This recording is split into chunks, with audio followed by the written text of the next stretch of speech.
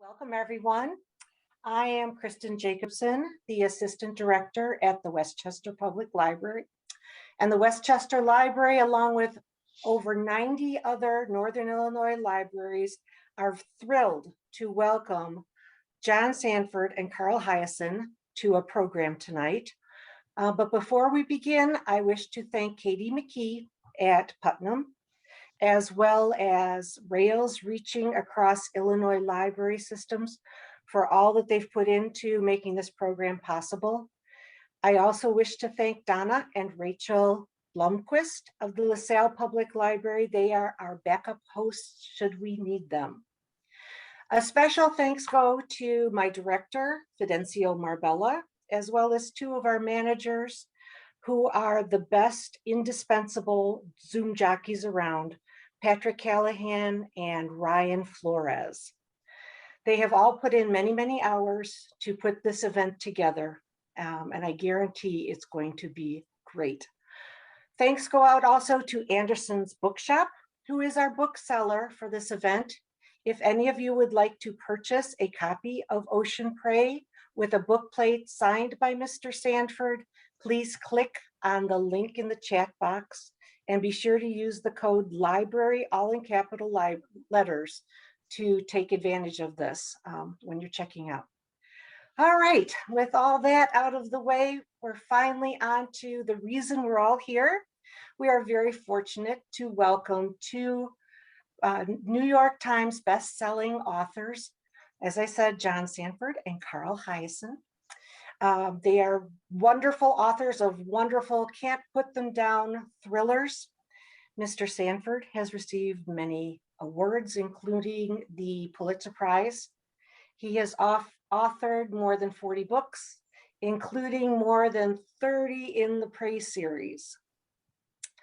I know several people who have read them from beginning to end, one person more than once, and is anxiously awaiting reading Ocean Prey, which just came out yesterday. Yay! Carl Heisen will be leading a discussion with John tonight. I personally started reading Carl's books over 20 years ago. I recall reading his children's book, Hoot, to a classroom of third grade readers. And Hoot is one of those rare books that I believe is even more relevant now than it was when it was first published, as it has to do with rescuing some endangered animals. But of course, tonight's program is not about children's books as much as I would like it to be, because I'm a children's librarian. But tonight is going to be about the adult books that John and Carl have written, and most recently, John's Ocean Prey, which will be the subject of most of tonight's talk. And now over to John and Sanford. Everybody sit back and enjoy. It looks to be a really fun conversation. To you, thank you. Hey, John. Hey, Carl, how you doing? Should we tell them how long ago we met? Oh my God, I don't know. I was 1976. It was July 1976 when I started at the Herald's Broward office, and you were one of my editors. So right. Don't do the math, but it was a long damn time ago. Yeah, it's like 45 years now. It's like amazing. We haven't aged a bit. We looked exactly the same. Exactly. I mean, we're exactly the same in all ways, I have to say. When you came there, where were you coming from? You were coming from someplace up north, right? I was coming from a small newspaper. It was called Cocoa Today, and it became Florida Today. But it was the template for USA Today. It was sort of the experimental version of that. That was my first newspaper job, and I was there for about 2.5 years. And then I was born in South Florida, and so I had a chance to go back to the Herald. So that's how we met. You were on the city desk in Broward, and I was the new reporter, and I had to deal with your assignment. Do you want to tell the horseshit story, or do you want me to? No, you go ahead and tell it. I've got a follow-up to the horseshit story. Okay, well, when you're the new reporter, you get weekends, and John was in there on a weekend, and I came in and we had nothing put in the paper the next day, and so we're always looking for some soft feature that you could write. You could write a fair amount, fill up some of the paper, and I remember John saying, you know what, he said, I've always wondered what happens when you at the racetrack. Gulfstream Park wasn't far from there. He said, what do they do with all the horse manure at the racetrack? They must have tons and tons of horse manure. And I said, yeah, I'm sure they do. And he said, drive to Gulfstream and find out what happens to all the horse shit. So I literally get in my car, drive to Gulfstream. I got a tour of the stables, and what did we find out? It all went to mushroom farms. It was something pretty interesting. It actually turned out to be an interesting story, but that was the kind of thing that happened on a slow Sunday in the Broward News Bureau. And so I wrote the story. What's your follow-up to it? Well, my follow-up is that we were always desperate for copy in the Broward Bureau because we had your own section that had to fill up. But if I remember right, that story was stolen by the main edition, and may even have run on the front page. And I think it will. The other thing Serves you right. Serves you right for sending me to the horse track. You've been complaining about it now for 45 years. Well, my follow-up story was that there was another very talented writer there at the same time as you were, named Fred Grimm. Yep. And Fred also became a columnist at the Miami Herald for a long time. And I came in on a weekend, and Fred was there, not you. And we were desperate for copy. And I said, I just saw this guy standing down on the highway selling these big bullhorns that were mounted on stuff. That sounds like interesting to me. Why don't you go down there? And Fred pleaded with me not to send him down to do a story about a guy who's selling bullhorns on A1A. So he went and did it. The story was okay. I mean, it was actually pretty good. And but the thing is that when I left the Broward Bureau, the tradition was you always give a guy a gift when he left. Well, Fred went down and bought a set of bullhorns after collecting money from the entire place, and they're now hanging on my wall. They're 45 years later, they're hanging. Now here's the real follow-up on that. I think that you were in the Broward Bureau for about 15 minutes, and it was because you were just obviously a very talented writer right from the start. It always seemed to me that in trying to become a novelist that I had a longer struggle than you did, because I started publishing several years after you did. In fact, I stole your agent, Esther Newberg. Were you able to write because you were talented as a kid, or is it persistence? It was something I'd always wanted to do. When I was in college, I had sort of worked as a ghostwriter on 2 books that actually got published, 2 novels. So I had a little bit of confidence going in, but it was always something, and I always wanted to write satire. When I was in college, I wrote satirical political columns. It was the age of Nixon and Watergate and the end of Vietnam and everything. So I knew I wanted to write my own books. And at the Herald, I met Bill Montalbano, who was an incredibly gifted writer and a foreign correspondent. And we ended up doing 3 thrillers. They were pretty traditional thrillers, sort of stuff out of our own reporting notebook. And then after those 3, I decided I wanted to try to do it myself. So it was really, it did take a while, John, but it was something I knew I wanted to do. But I think I did it because I think it's become sort of an obsession. And also, this from being in the newspaper business, you're in the newsroom all day, and there's so much you can put in the paper, but there's so much more that that you can't put in the paper. The whole story, the whole tapestry behind a story, which you can do in a novel, and you can it's not that you're embroidering, you're giving the whole big picture. And it's something you miss when you have to turn in. You got 500 words, you got a half hour to write it, and here's where it's going in the paper. Well, I think it builds up like a tea kettle where there's more and you want to write. I don't know how it worked for you. I mean, you left the Herald and you went up to the Pioneer Press, and you won a Pulitzer Prize for those magnificent columns.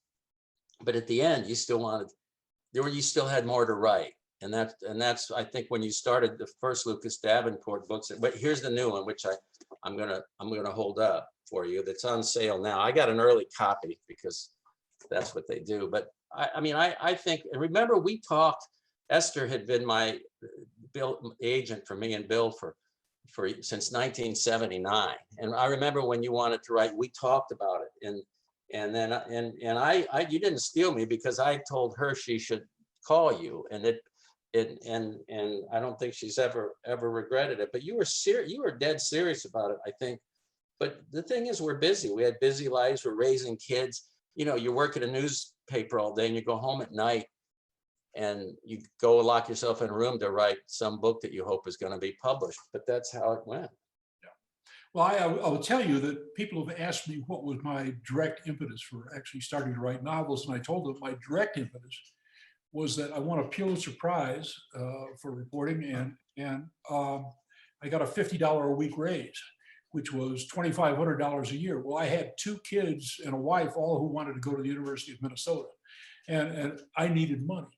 And so I always wanted to write novels, but I actually wrote a book on plastic surgery first, just desperate for money. And then I wrote a book on art because I was desperate for money. Right. Then I wrote a novel and I sent it to Esther and she said, I don't like it. And she sent it back.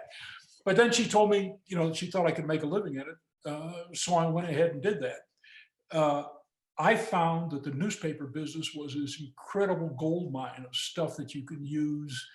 And you're right, a lot of the stuff you just can't, somehow you just can't put in newspaper stories. Sometimes you can, but a lot of times you can't. I happen to have a book here that I want to tell this story too. This book is called Razor Girl, and it's by Carl Heisen. I know what you're going to do. Yes. So the thing is that Carl wrote a story about this young woman who sort of wanted to neaten up her physique a little bit with a razor. What I'm talking about is that she was going to remove her pubic hair with a razor while driving. While driving. You would think that this would be something you wouldn't normally occur to you. But Carl didn't actually make this up. This did not spring out of his forehead. Right. This was actually a news story in South Florida. And the one thing about South Florida is if you don't think it can happen anywhere, it'll happen in South Florida. Yeah, she crashed into the car header, mile marker 21 down in the Keys. She was shaving and driving at the same time. And she crashed into a car full of tourists. And she still had the razor in her hand when the trooper got. So the thing that I was sort of curious about, and I may have this wrong because it's been a long time since this happened, but it seemed to me like she was doing this because she was going on a date. She was going on a date, and but her husband was with her. I believe it was her ex-husband was in the car next to her, and she was trying to have him hold the wheel. I'm not lying. While she shaved, but she still had her foot on the accelerator and crashed into the. Nobody was hurt, but and Dave Barry likes to point out that she was not from Florida. She was from India. She was somewhere from the Midwest, Indiana somewhere. Dave Barry says it's only fair that we point out she was not a Floridian. Right, but she came to Florida to do it. She came to Florida, and romance bloomed, and she just wanted to. In the Herald being a family newspaper, I think it said something like she was shaving her bikini area. That was the best they could come. Okay. Well, that get the point across.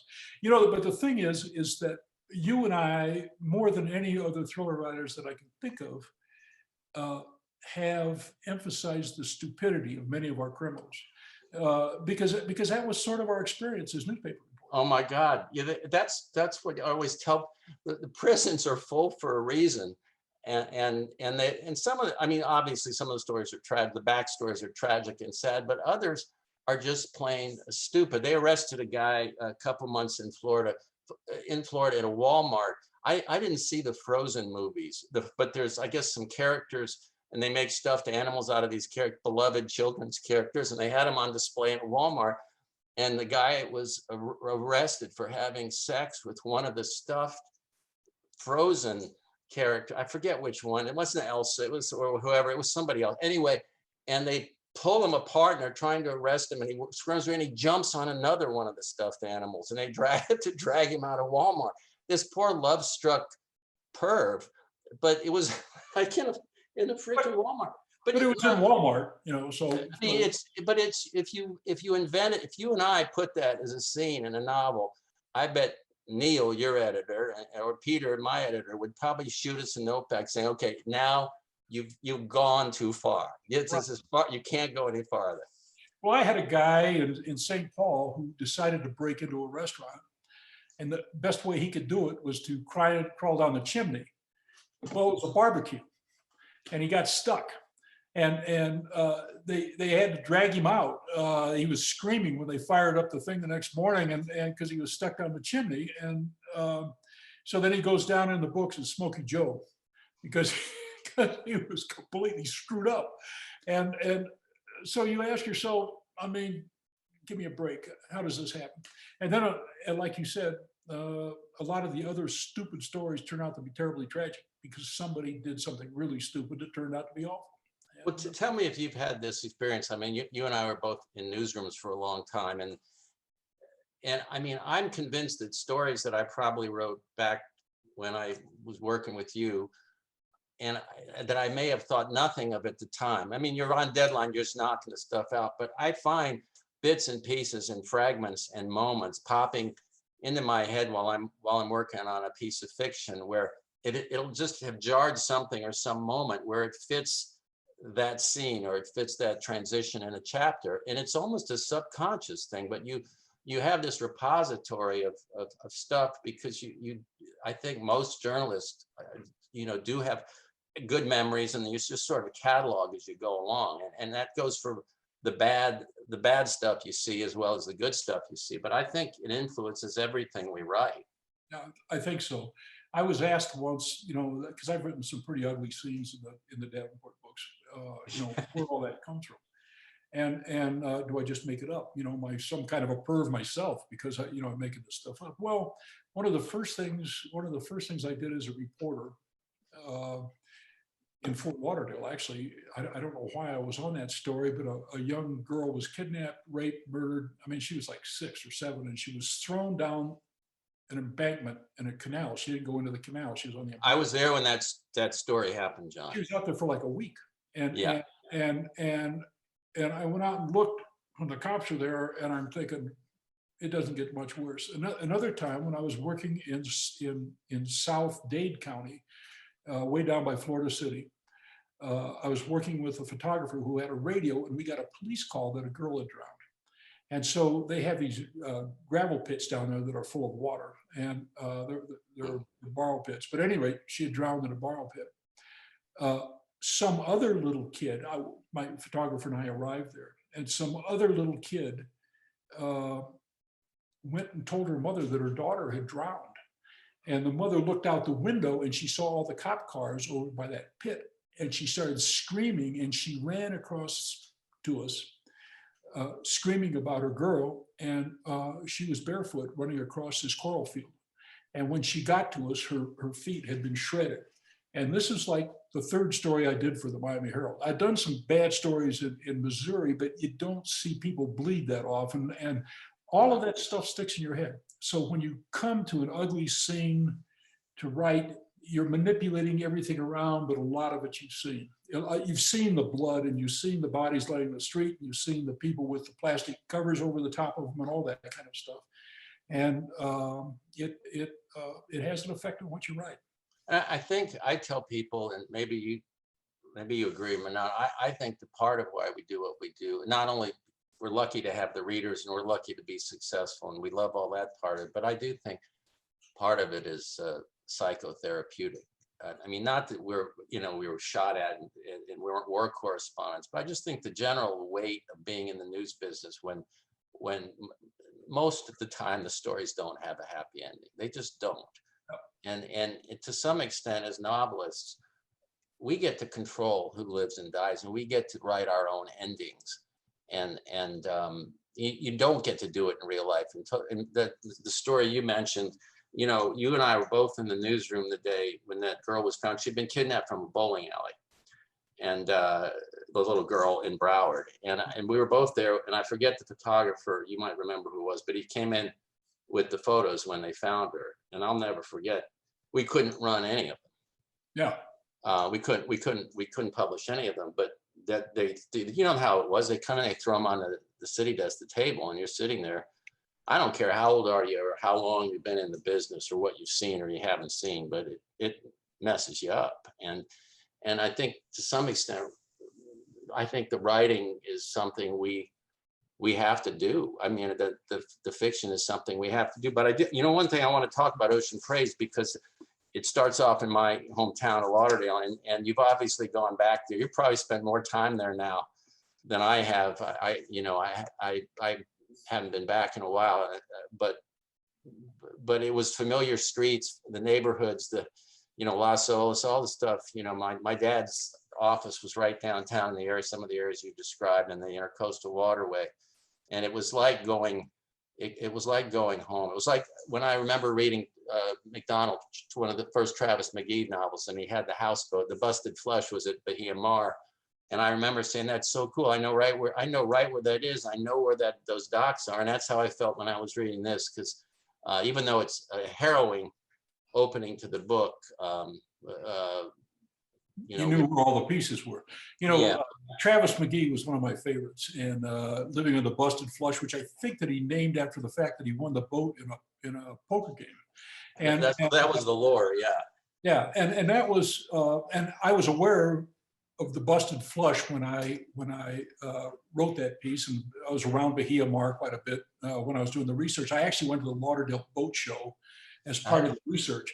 And I mean, it's an amazing event. I am hoping to go back again this year because I just thought the event was so amazing. It wouldn't work for another book for me, but I just loved going to that kind of spectacle. But Fort Lauderdale is an amazing place. Our boat, the boat that I have, is parked up way at the end of the New River. So every time we go out to the ocean, we go through those houses. And a guy pointed out one of the houses.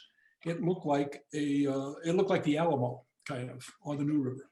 And the question, he said, "You know why that looks like the Alamo?" And I said, "No." And he said, "Because it's owned by the guy who was the owner of Taco Bell, the Taco Bell restaurants." I didn't get to put that in the book, but sitting here thinking about it, I kind of wish I had. It was sort of an interesting story. You know who had a home right near where your boat is for years? It was a big celebrity thing. Evel Knievel. Yeah. Evel Knievel had a big mansion right on the Intercoastal there. So yeah, I mean, I just, as a Floridian, I loved it, but also it's just a great, a tropical, mysterious setting, especially, when you have smugglers, obviously sophisticated smuggling thing, which is still going on big time. Not like in the 70s. It's not, just coke and weed sort of stuff that we were used to, but I got into it right away because I was like, I know this place, and I thought you must just come back and spend some time down there. One of the things that I found as a writer, and I don't know if this is the same, I find that my writing works better if I actually looked at the place where it's set. In other words, if I go to Bahia Mar and look at Bahia Mar, then I can write Bahia Mar better than if I go to Google and look at Google Streets or something like that, or whatever that's called, or look at a map or something like that. If I can actually see it, because you usually wind up picking out idiosyncrasies that actually make the story seem alive when you're writing it. Yeah, I mean, I think that's very true. It's my own social ineptitude makes me reluctant to even just, like, you go to the boat show. I did when I was a kid, but I can't imagine going to the boat show now. It would just, I don't know why, it's just too many people. I just spent 3 days down the middle of the Everglades, and when we chanced upon another boat, I would be grievously sad that we saw another human being in another boat in the middle of nowhere. Well, then the boat show might not be your thing. No, it might not. There were two events at the boat show that just amazed me. One of them were 3 Lamborghinis went by in a row. One of them was red, one of them was banana yellow, and the other one was lime green. And they were going at about 1.5 miles an hour because of the traffic jam. And I mean, here are these cars that look like that. I mean, a racetrack, and they're not going anyplace. The other thing is that there was this huge yacht there, and somebody said, one of the boat people said, that it took 40,000 gallons of diesel to run the boat. Put that in the book, yeah. $160,000 to fill it up one time. And I just, you say, okay, maybe there is some reason to, tax billionaires at 99%. Yeah. It just Again, you can spend that kind of dough gassing up a boat. Yeah, anything, we both, I think journalists love excess in terms of being as witnesses to it. You see the Lambos, that was, speaking of that was the perfect Florida story after the pandemic broke out and the PPE money starts coming in, that somebody in South Florida says, this might be a good way. And to set up, the sort of a boat, inflated the number of employees have, got a big check from the government. The first thing he does, he goes out and buys a purple Lambo with it. And he gets busted in like 30 minutes, and he's scratching his head going, God, where did it go wrong? But in South Florida, that seems like a good idea. Yeah, right. Okay. Yeah. Well, that made I've wanted to write for years. I wanted to write a book set in South Florida, and I finally got it done. And it's just such an interesting place. My boat's still there. I'm going to go there on the 1st of May. I'm going to float down the New River again, and who knows? Maybe another book will come out of it. I don't mean to intrude on your territory, but it's like no, not at all. Like I said, the last book that I wrote was set in the Palm Beach, Mar-a-Lago milieu. So yeah. And I did not spend a huge amount of time down there, but I spent enough. And did you ever see a snake? Pardon? Did you ever see a snake? One of the big pythons? Yeah. No, I've been on a couple python hunts, and we have not caught any. But my friend got about a 15-footer the other day. I know many people who are involved in the hunting, and I would love to be there. No, I haven't. They'll be there. They're on their way. For people who don't know what we're talking about, Carl's last book involved an encounter between a 20-foot long Burmese python and an heiress an elderly heiress from Palm Beach. And it worked out well for one of them for a while, but it was tastefully rendered. I think it was tasteful. Yeah, it was. All right. Well, what can you say? But I'll tell you a funny story. Before the book came out, the publicist at Knopf, Paul Bogarts, had come down here with his family, and he was going to take a bunch of relatives out on an airboat. When you can come down and you hire these guys, and they take you on these great airboat runs through the Everglades. And he had read the manuscript, and he thought, as usual, as I'm sure Neil thinks about you, that you've lost it just making this stuff up. So he's out there with his family, and the guy, the dude, you can imagine these guys that run the airboats, wheels, does like a 180, so stay right in the boat, and it leaps out of the frickin' boat. And Paul starts taking pictures. The guy jumps on a python. It wasn't huge, but they may be 10 feet something. And he's wrestling around. He holds it up very proudly for his clients to see. And it was a real python. And, there's a bounty on them. It's per foot. And so it was like a couple $100 tip for the guy. Boat. He wrestles it, and he calls another guy. They transfer. And Paul's calling me saying, "You can't believe what happened." But so I thought it was wonderful. I just wish I'd been on the boat. You and I were once on a boat and almost got hit by lightning. I took you out. Yeah, you took me out. And Carl was standing in the front of the boat holding a 15-foot carbon fiber pole or something like that as we were pushing the bonefish.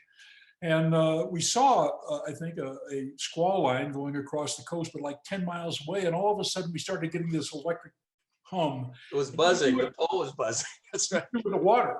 And we didn't get hit, but we, being reporters, called up the National Weather Service when we got back to the office and said, "What the hell was that?" And they said, "Well, you're about to get hit by lightning. That was a precursor wave or something like that." Do you remember? I think when that hit, we were in Biscayne Bay, and I think we ran to one of the stilt houses.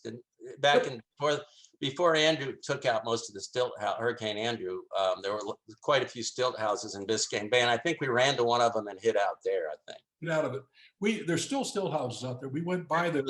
There's a handful, yeah. Yeah, and I don't know. They seem kind of weird to me, but maybe not. It seems like a place you might go and light up some weed, and pick back, and have a few. That lightning scares the hell out of me.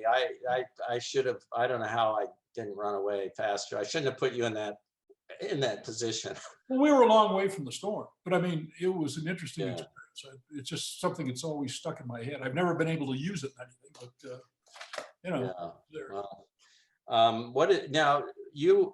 I was telling this story before we went live, but I'm going to tell it again. Many years ago, I got to be more than 20 years ago, I was on a book tour, and I come through Minneapolis, and you were nice enough to drive over from St. Paul. We're sitting in the bar of the hotel and you're saying, this is it, one more book and I'm done. I can quit, I can retire. I've got everything lined up. I've been doing smart things. And you've written, I don't know, 30 books and 35 books. And you had me convinced that, yeah, I'm done with that. I've done what I wanted to do. I'm Not just enough money, what the heck? I might have. that's exactly what you said, by the way. I'm not going to lie.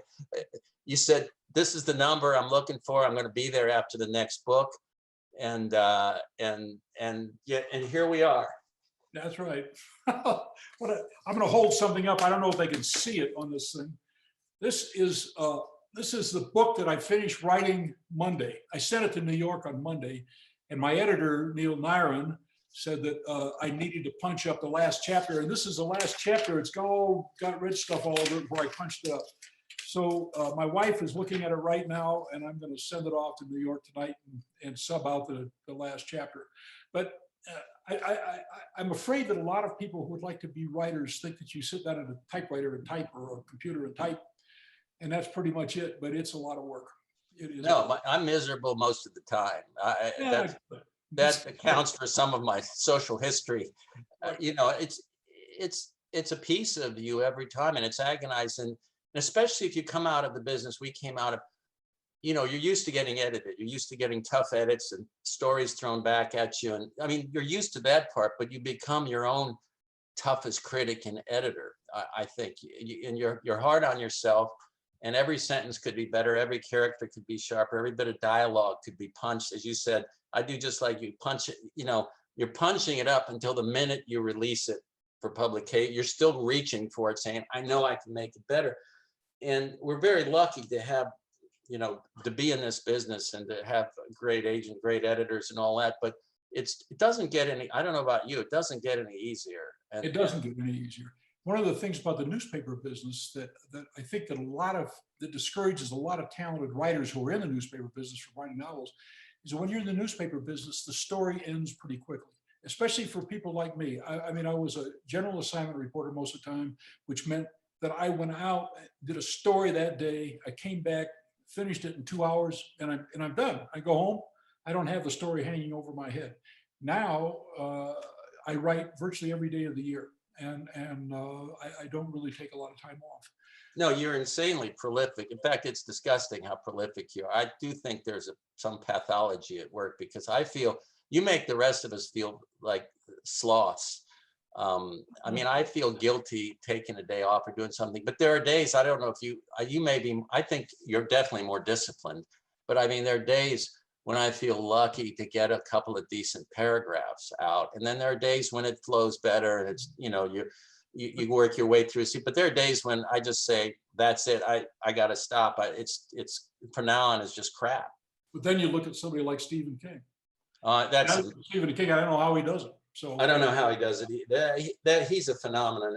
And I mean, I don't know. And the level of energy and passion that he has for writing, the stuff that he's written about being a writer is some of the best stuff I've ever read, sort of teaching apart the craft of writing, which I think a lot of newspaper people don't think about. They see another newspaper person who's doing well or started writing novels and think, I can do that. But the care that you have to, with the craft of writing, that you don't necessarily have the luxury of when you're on deadline, you got an editor breathing over your shoulder.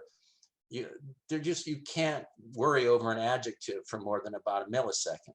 But right. When you got a contract and someone's expecting a book at a certain level, I wake up in the middle of the night thinking about a sentence I wrote, thinking, God, that was shitty. I got to fix that tomorrow. I don't know if you do that. That's what I did last night when Neil told me I really needed to punch up the last chapter because it was sort of flat. The rest of the book he liked a lot. The last chapter he just said was a little flat. So last night I'm laying in bed. I'm thinking, what do I do to get rid of that flatness? Because I kind of agreed with him, actually. I kind of finished the book in a hurry. And so there were just a whole bunch of things. And now the chapter resembles the first version, but it's not much alike because I just kind of laid there and I kind of picked up a lot of stuff that I needed to do. Some of the stuff that you do is like you add a little bit of dialogue, a little bit of stress between characters and stuff like that. And you actually think about all those things, about, how am I going to fix this particular little section and give it more presence and more vitality. So I think that isn't somebody supposed to show up pretty soon and start asking us questions? Maybe we put them all to sleep, man. She just Probably all are. nodded off, I think, over there. Yeah. Do you like getting, I have to say something. I don't know if it's been your experience, and it was when I was working with Neil, and it's when I was working with Sonny Mehta and with Peter now. Here's the problem is when they tell you something like that, they're usually right. Yeah. They're usually right. When my wife tells me something like that, she's usually right. I mean, because she reads all the stuff and as I'm writing it, and I've actually written 3 books with her children's books. Right. But they're right. And so then at least you've got to pay attention to them. And That's exactly right. You do. Yeah. And then whatever comes out of that is what comes out of it. But they're not actually rejecting books yet, so that's a good thing. Yeah, I don't think you got to sweat that too much. Okay. Hi, Kristen. We see Kristen. Hi there. You gentlemen are so entertaining. Thank you so much for sharing some great stories. Our listeners and viewers tonight have put in some great questions in the chat. One of them is that the fascinating character Letty is the main character in the upcoming book. Are you able to respond to that? Yeah, she's Davenport's daughter. Right. She had she had an extremely harsh youth. She essentially supported her mother, who was a terminal alcoholic, or she would have been a terminal alcoholic if she hadn't been murdered, which is when Davenport met Letty. But from the time Letty was about 5 to the time she was about 12, she supported the family by trapping out in the far most cold and desolate area of Minnesota. And so she grew up as somebody who believed in guns and who trafficked in guns, and who has now become a rather elegant young lady with this strange background. And she, through the intercession of her father, Lucas Davenport, who's in the Prey novels, gets a job in Washington, which she doesn't like. But then the person that she's working for says, I think I have an assignment that you will like. And so the rest of the novel, which is a straight up thriller, is set in South Texas, right down on the border. And I think it's pretty good. And I know that my editor liked it a lot, with the exception of some things in the last chapter. It was flat. It was flat. A little flat. So you got a flat tire there, John. It's like it's a. So you said it's going to the publisher this week for the final. When will it be published? When will it be out? April of next year. A year Woo-hoo. from. We will definitely look forward to it. Usually the one that I turn in April comes out in the autumn, but apparently they want to do something a little more with this one to give it a little bit bigger push. So that's what they say in any case. And so it will apparently be coming out of April of next year. Excellent. We'll look forward to it. Some of our watchers are asking a question of Carl. Carl, what is that object behind you? That is I think that is actually a roadkill sculpture that a friend of mine, who's a dentist on Big Pine Key, does in his spare time. And I have a character called Skink who likes roadkill. So Fred made that for me, and I put in an order because I raised a couple of raccoons. I like raccoons. So I thought it'd be cool to have, that's Raccoon Bird. That's a raccoon skull that he got off a unfortunate roadkill raccoon somewhere down in the Keys. And my wife, it was very briefly in the main part of the house. It was there for about 30 seconds. And she said, no. But anyway, this is, I think, fitting. I think your wife has good taste. She moved it out of there pretty quick. Not to leave you out, John, we have a question. Who is that on the poster behind you? There are 2 posters behind me, I guess. One of them is this one over here is by a Mexican artist. It's a village thing. And this one, I'm an amateur painter. And I'm painting a piece for my wife here that involves a friend of hers from Los Angeles who's a street person. And she has been supporting him for more than 20 years now. He just lives full-time on the streets. He has a schizophrenia problem. Nice guy, but he has that problem, and she has been taking care of him for 20 some years. And so I started putting this painting together, and that is a dog of hers at the bottom, which it looks funny right now, but that it's an underpainting that's going on there. So that's what that is. Cool, fascinating. You look at Well, the dichotomy though between that classy answer that he gave, and I'm talking about a dead raccoon behind me. Can you see why he's so successful? I I think wasn't going to mention anything. sort of characterizes our lives. I think it's like it's, Uh, so many of the people that wrote in questions, of course, are librarians. We have some from Helen Plum Library, Sycamore Library, Downers Grove Library, Poplar Creek Library that are asking about how you do your research. Are your plots based on real crimes? Do you have a specific process that you develop your characters? How do you come up with your names? It goes on and on and on. I mean, everybody is just so curious how you two do your research and how you come up with these stories that you write. Carl, go ahead. Well, I think we talked about some of it. Some of it's sort of in our memories, and John does a lot of on the ground research. I think his stories require a lot more because my books are always set in Florida. It's the only place I've ever lived and the only place I know anything about. And I mean, I don't have to do that much research. I'm here all the time, but John actually takes it serious and almost in a scholarly way, and the way Dutch Leonard did, and the way a lot of great thriller writers do. I mean, and even for instance, like in Ocean Prey, he went back, even though he could have written those scenes, the boat show scene, a lot of the cool stuff in the beginning in Port Everglades from the Coast Guard station, which we won't give away everything that's happening, but all that stuff you probably could have done from Google or from memory, from being there, but it does help to be there. And it's a lot of work. I mean, the plots, I don't know, the crimes themselves, John, do you clip stories? Do you base a novel? Does a particular crime happen and you say, I can turn that into a novel or a storyline for a novel? It's not that a particular crime happens, it's that it's kind of an accumulation of crimes. One of the things, we talked about Stephen King just for a moment, and it has occurred to me in the past that we do, the two of us, something that Stephen King sort of taught me to do. And that is that if you look at a lot of contemporary thriller writers who are especially writing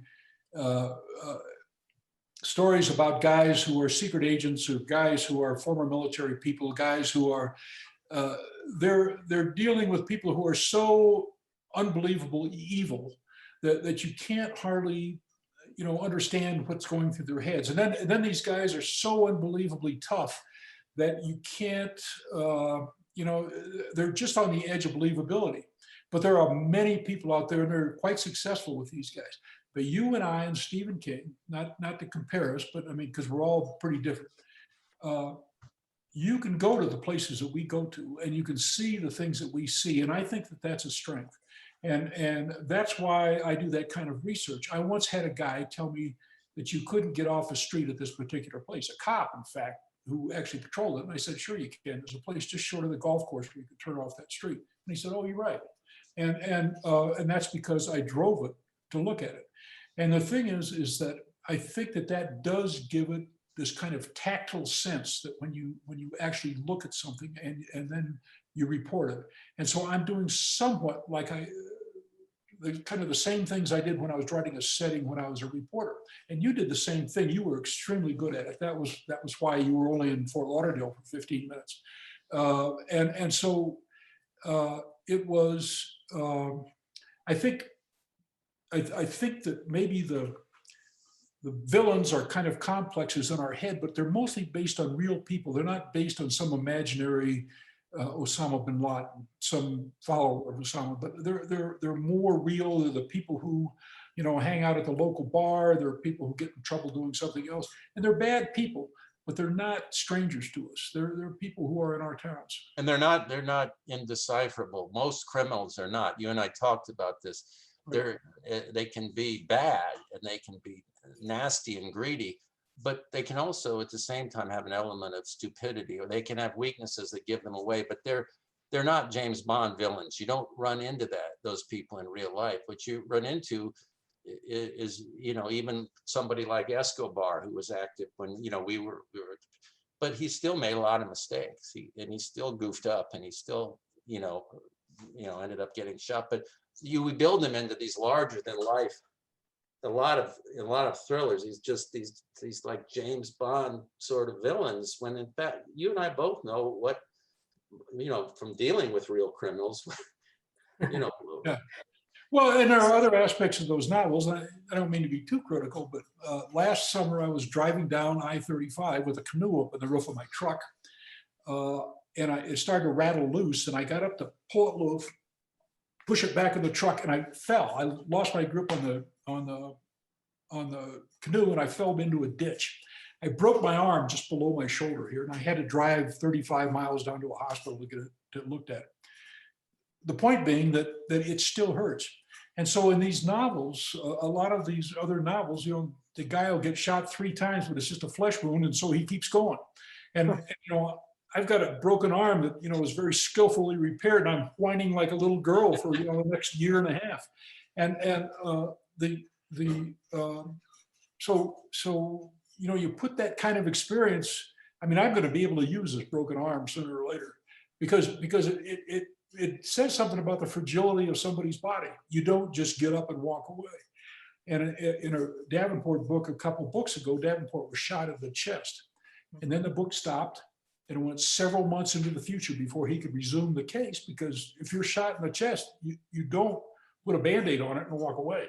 So a lot of that, I think, derives from our reporting and seeing people who've been hurt. And you said something earlier, by the way, that tipped something off in my head. I did some medical reporting for a while just because I was interested in hospitals and stuff. And there was a case. I asked them to give me a really bad case in an emergency room so that I could see what it was like when they come into this, they call room 10, which is the big crisis room. The farmer got terribly injured. His tractor had rolled over him, but the wheel was still in gear, and it cut through his butt and his leg, part of his back. He was brought into the hospital, and I was watching the operation when they amputated his leg and everything, and they sent a young photographer over to take a picture of the people going in and out of the room, not the actual farmer. But the photographer, she was an intern, looked into the room, and then she walked away, and then she quit because she said, I can't do this. And there is something in most reporters that can do that. I mean, I think she made a very wise decision because she couldn't do that, but most reporters can do that. And as bad as we felt looking at that little girl laying on the ditch, we went back to work the next day. And we went back to work all those other days, for hundreds of days, doing things that were pretty awful. And that's where a lot of the stuff comes from for our books. Interesting. Fascinating. Quick question for both of you. Do you prefer writing, like for you, John, from the perspective of Lucas, or are you more interested in writing from the criminal's mind? Well, I do both. Yeah. And the problem, in my view, and the way I write my books, are both necessary because getting from the criminal's perspective gets you close to the criminal. And what I try to do most of the time is make the criminal somewhat likable, or at least attractive in some way to he's just not this terrible pervert who's crazy and everybody hates immediately. So I've got a guy who's killed a lot of people a couple books ago. He winds up getting shot by Davenport and killed. But he's not an unattractive guy. And one of the things he does as a hobby is he builds guitars, and he's good enough at it that his guitars sell to celebrities. So he's got this ability and he's got this talent, but he also kills people. And so I like having that ambiguity in the bad guys. And then because it makes them, I think, more real to the reader. And the same thing works with Davenport. So, Davenport is so intent on catching these people, but he's also aware of these other aspects of the thing. Absolutely. Cool. my novels are because they're satiric. A lot of the narrative tone of the novels is sort of the way I look at the world, and it's twisted and cynical and hopefully funny sometimes. But I think it's always, I don't want to say fun, but I mean, it's a cliche to say so, but when you're in the bad guy's head or from his point of view, or, what I think your adrenaline is running a little higher. There's a little more energy in the writing. If you're in the head of the protagonist and it's someone you're familiar with, I think you have to watch getting too comfortable or assuming the reader knows or assumes too much about him.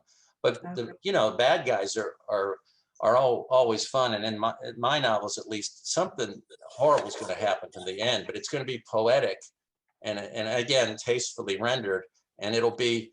But the whole book I spend trying to devise the best way to get rid of the worst characters. The way that's going to be most satisfying to me personally. It's very selfish, but in real life, that's what we all want to happen. You don't want like a really bad guy to just step off a curb in chapter 25 and get hit by a bus. It's just not emotionally satisfying. There's got to be maybe a big python involved. There's got to be something like that. Well, that brings me to the book that John recently referred to, your most recent book, Carl, called Squeeze Me. And I want to take a second to read the jacket quote. Squeeze Me is irreverent, ingenious, and uproariously entertaining. Squeeze Me perfectly captures the absurdity of our times. And I wholeheartedly agree. I enjoyed it completely. It's set in Mar-a-Lago. Casa Bellicosa. Oops, my bad. There's no possible way. There's no possible way to mistake his presidential character for Donald Trump. No, that was I misspoke. It never crossed your mind. Never. Not from the first word of the novel. No, it was very entertaining. So thank you very much. That's an example of what John and I were talking about, something being therapeutic as well, because you can write columns, you can get on a soapbox, you can scream and yell, but it's much more fun to make other stuff happen. In fiction, you can just go nuts. And yeah, you can. I hope that it works. So John, several of your books have been made into movies. We're hoping there will be more movies, but a lot of our listeners tonight, Acorn Library, Sycamore Library, Frankfurt, et cetera, are wondering if any of these will be developed into like a TV series, or, I mean, we just can't get enough of you in books. We want to see the movies. We want to see more of the. I don't care. You don't care. I really don't care. I mean, and people don't believe, my wife doesn't believe me, but I really, in my heart, don't care. I'm a book writer.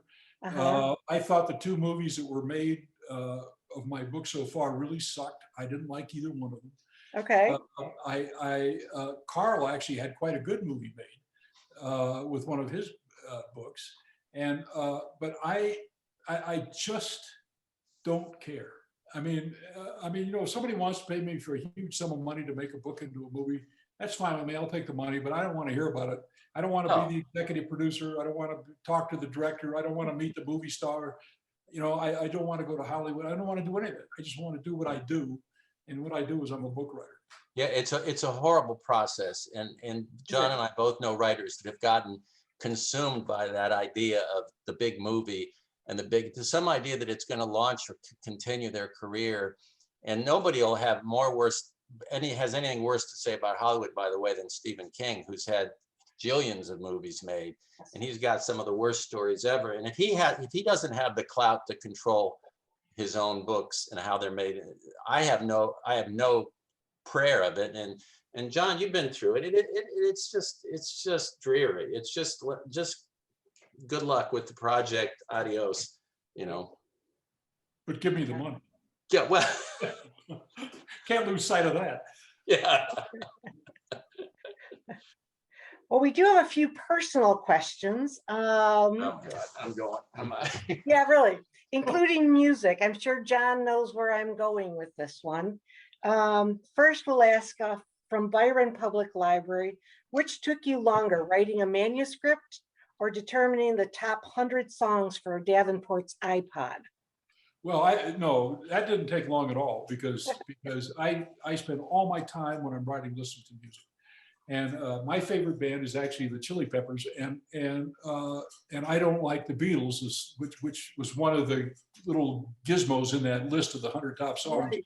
I mean, I really think that the Beatles were really talented, but they were pop people, and I was more of a rock type person, more of a I like the Rolling Stones back in the Yeah.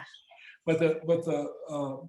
But I listen to music constantly, and not classical music so much, but really music that starts in the 60s and goes right up, maybe to the White Stripes were 10 years ago or something like that. But the Chili Peppers are my guys, and I like to watch them. I like to watch them perform, and I like to listen to their music, and so and that's pretty much a constant. And that list was sort of a joke, but not entirely. How about you, Carl? What do you work by music, or I do listen to music sometimes, and I do like the Beatles, but I'm a big Stones fan. I saw them the last concert they gave before the pandemic. I saw them down in Miami, and I've seen them probably 10 or 12 times in concert. It was one of the best shows. So I'm a Stones fan, and I just listen to rock and roll. Tom Petty I was a huge, and still am a huge Tom Petty fan. Carl has written a couple of songs actually that were performed by a major artist. Actually, but my buddy, the late Warren Zevon, the great LA rocker, was a dear friend of mine, and I did lyrics with him on 3 songs, and one of which he did on Letterman, which I count as a high career point, more than my novels. The fact that he sat down and played. The song was called Seminole Bingo, and he played it on Letterman. So no, but there's music, and I have musical references as John does, and a lot of I think it helps me. I mean, I just think it's also a selfish thing we get to do, is we get to put the music we like in our books. I mean, why not? It's our books. Absolutely. Absolutely. Speaking of other books, is there another kid novel in our future? Let's see, is there another Virgil Flowers? Any plans for future trips into space, like at Saturn Run? probably not any more space books. Probably a Virgil Flowers books. One of my problems with Kidd is that in the very first books, it referred to the fact that he was a special forces kind of guy in Vietnam. Well, Saigon fell in 1975, so that's now 55 years ago. And so that would make Kidd someplace close to 80. And 80-year-old guys don't make that good of romantic leads in novels. And so that kind of preys on my mind. I like the character a lot, but probably won't see any more Kidd. Unless he's in a Davenport book, which he has been a couple of times. Okay, sounds great. Well, I hate to say this, but we're coming to the end of this wonderful conversation between you gentlemen. Is there anything you'd like to say in closing? It's a terrific read, and these are all John's fans anyway. I mean, everybody knows this is just as good as the rest of them, and I want to thank him for including me in this. He's an old dear friend and an incredible talent. I mean, I'm just proud to be his friend. Well, I'm one of Carl's biggest fans, so what can I say? And squeeze me. If you get a chance to read that book, read it, because it will crack you up. Yes, it will. Well, I'm a great big fan of both of you. Thank you so much for joining us. And thank you also to Putnam Publishing, as well as all the technical people in the background to put this program on. We cannot wait to read Ocean Prey. Thank you. And the book that's coming out about Letty. Thank you for letting us in on that information. I want to thank you again. I hope you all have a great evening. Yeah, thank you. Thank Thanks, you. everybody.